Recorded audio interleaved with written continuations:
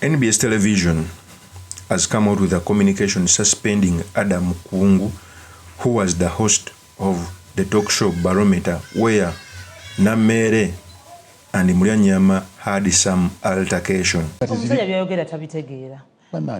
Loza mwagaiti nze nasirise ono chovola bawakarakata abaddamu twala mu mulemeza wano wakarakata abaddatwala omuntu I'm not going to sit here otambuza obulimba. The reason why onabuziza ekibuuzo lwaki bakona tatwala omuntu the reason why ono musajja teyasoma yakakyusa ebitabo mirundi byenjogera yakasoya linga afika byenjogera ate nange nange okufumbira obwana obuto n'ebitabo bye yagula n'ebitabo bye yagula mwami muga musajja mukulu ate nani wadde gwe omusinga oyagala ntwale gwe omukadde wa sirimu oyagala ntwale gwe omukadde Parliament mugenda kutesa era etteeka kyekola ate nze lyensookerako. And for me, when I saw that show, I was hesitant to comment about it, but it degenerated because every show has some standard. The moment the show falls below the standard, you either have to put the producer to book or the host because they have the powers to do so. In a suspension, it went as follows. Adam KUNGU referenced immediate suspension notice of investigation, violation of the editorial police broadcasting standards in respect to the Barometer episode on Tuesday, 2nd February 2026. The communication serves as a formal notice in respect to above captioned. The management has conducted a preliminary review of aforementioned episode and found it to be serious breach of the next media editorial guidelines and the Uganda Communications Commission media and broadcasting standards. The show, which featured the politicians and analysts, degenerated into an acceptable exchange of personal attacks, insult, and unsubstantiated allegations among guests. Specifically, the dialogue included but was limited to reference to age in derogatory manner, allegations of madness, questioning of education credentials, reference of forged documents, and highly inappropriate personal remarks regarding health and marital status. It was a long communication. Remember, these people had some altercation where they fought. So the purpose of this video, I've come to talk about the suspension, what it means, since it is a political show, what it means for our politics, and most importantly, the study materials you can learn from the politics of our nation. But before I do this, I want to let you know that if you're new to this channel, please subscribe. And if you're watching this video from a different platform, please head on to YouTube, type in Sula Mawagali. There's a lot of content of this nature. If geopolitics and economics is what you want, this will be definitely the right channel for you to subscribe to.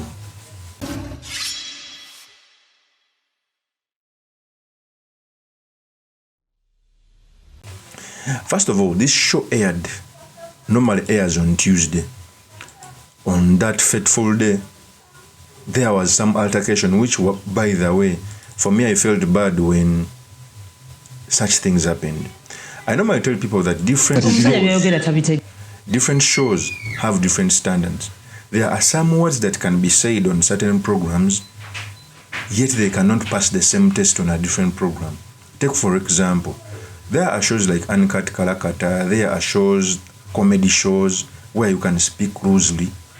Okay, there are shows that come in the night where you can use hard words. But Barometer is one of the shows that had set the standards for insightful debate, for humor, for knowledge.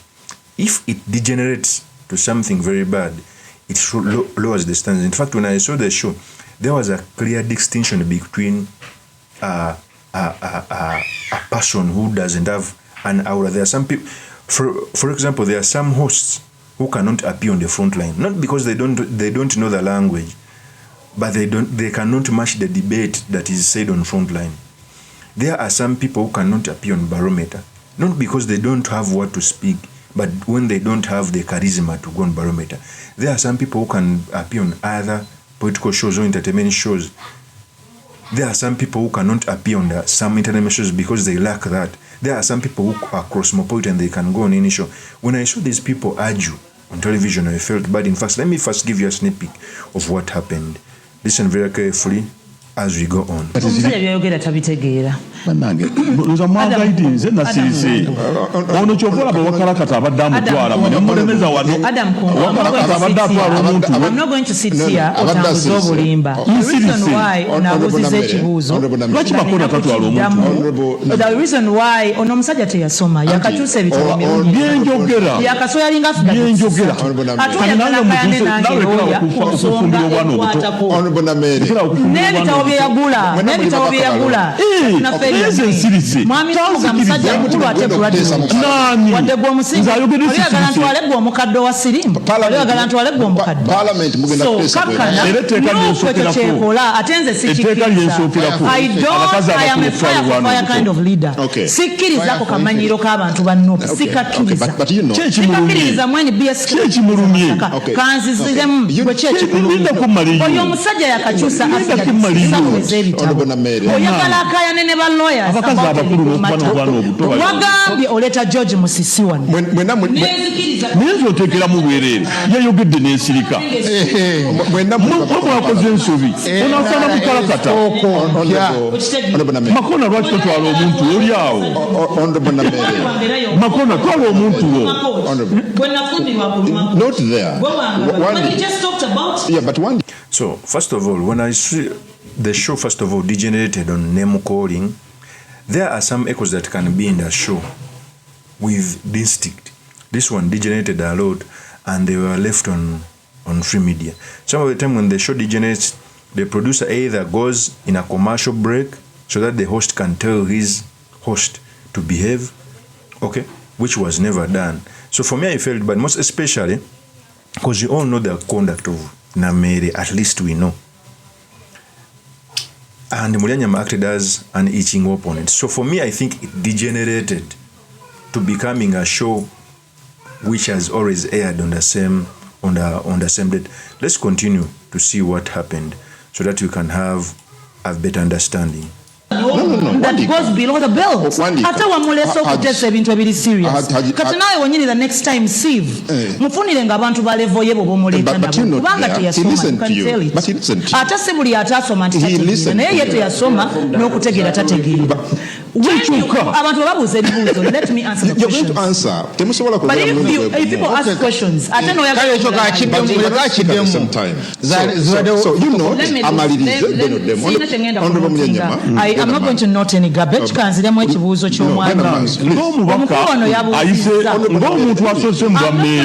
anything because what do you want me to note, Adam Kungu? Moderate the program. Please get a mask.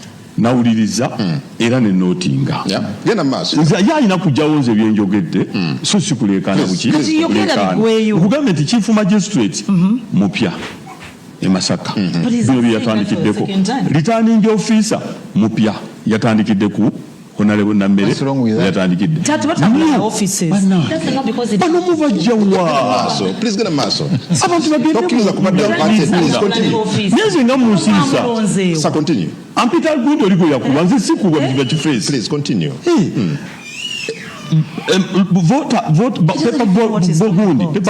papers ezaba voters eza president ntono nnyo okusinga ez'abantu we batuuse okubala obululu balese photocopy nga n'okusayininga sisayininge ebyo byebintu bye tujja wano tukubaganyeko ebirowoozo si kwasama bwasami nga biri ebansama sorry anti bakyo kikuwalirizo kivumamu so n'olwekyo twagala bino tubitangaaze omanyi yalowooza owulidde tutangaale balooya nga nayo information bwogireeta kuba yagadde okukozesa omukisa guno omanyi wooba olimba oyogera bingi era gwali mu byogero obadde olimba ayogera bingi ekyokusooka yaleese photocopying yalafuumuze talina origino ebyalo by'omubuulidde byabadde yeewakana mbuyo tebiriiyo gyebiri okiwulira kimwanyi mu kifo kya kimwanyi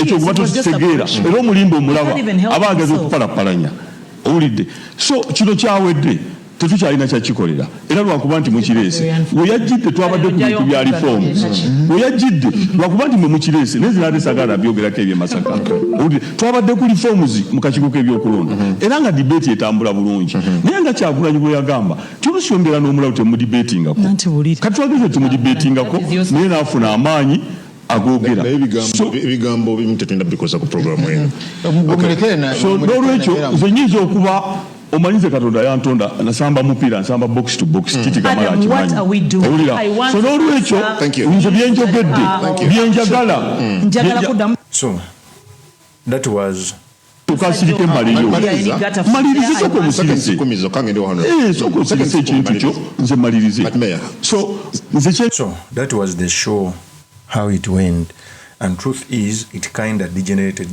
There were harsh words that were used, and the show had set certain standards. There are some shows that can pass that test, by the way, but I think Barometer, one of the shows that was built with certain standards, it is Barometer and Frontline.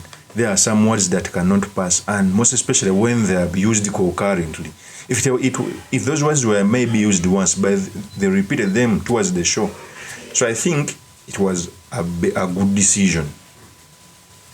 Of course, they are playing PR for the Uganda Communications Commission to see how they can see this. Of course, as my opinion, is truly Mr. Makindi, Kabir Sulaiman Magal. If you're into this channel, please subscribe, like, and comment so that I can be motivated to do more of such videos. I'll see you on another one. Peace.